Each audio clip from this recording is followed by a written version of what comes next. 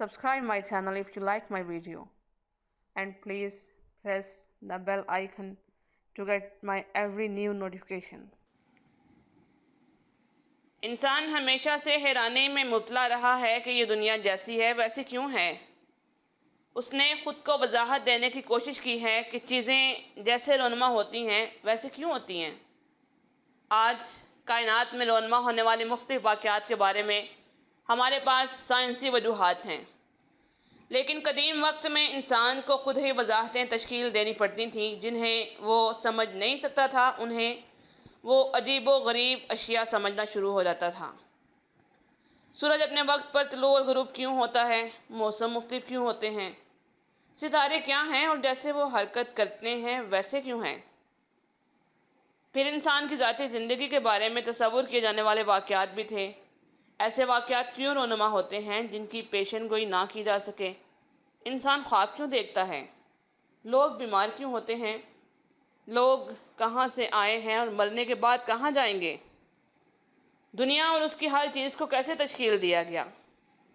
تمام ابتدائی لوگوں نے یہ سوالات پوچھے اور ان کے جواب دینے کی کوشش کی۔ دنیا کے مختلف حصوں کے قبیلوں کے لوگ اپنی ہی وضاحتیں رکھتے تھے، لیکن ان کی وضاحتوں کو دنیا کے مختلف واقعات کے بارے میں صرف تفصیل سمجھا جاتا تھا۔ خیالی یا وہمی کہانیاں جو ان وضاحتوں پر مشتمل تھیں انہیں متس کہا گیا۔ تمام لوگوں کی متس کو اکٹھا کیا گیا اور انہیں مائتھولوجی کا نام دیا گیا۔ انہیں کی متس سے قدیم انسان نے اپنی دنیا کو انسانیت کا جامہ پہنانے اور اپنی ذات کو شخصیت کا رنگ دینے کی کوشش کی۔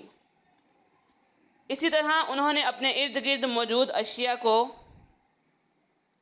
اپنی ہی طرح جاندار اور سوچ بچار رکھنے والی اشیاء سمجھنا شروع کر دیا، جن میں کچھ ان کے مطابق عظیم یعنی بڑی طاقت کی مالک تھیں۔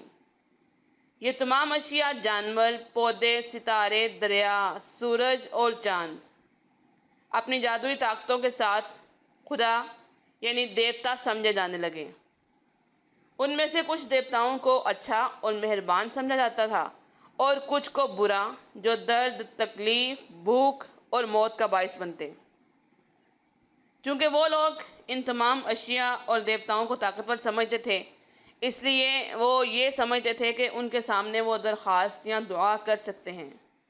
چونکہ سورج دیوتا ذہن یا دماغ کا مالک تھا، اس لیے وہ سمجھتے تھے کہ وہ اس سے التجا کریں کہ وہ اپنی شعاعیں زمین تک بھیجے تاکہ ان کے پودے اچھے طریقے سے پنپ سکیں۔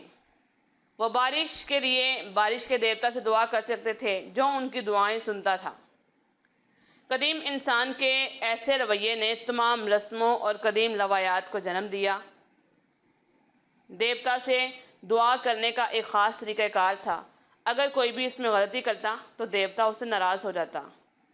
ان تمام رسومات اور روایات کا مقصد انسان اور دیوتا کے درمیان تعلقات کو درست رکھنا تھا۔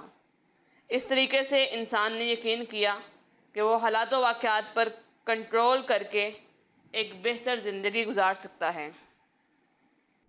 Give a thumbs up to my video if you like it, and please press the bell icon to get my every new notification and subscribe my channel. Thank you.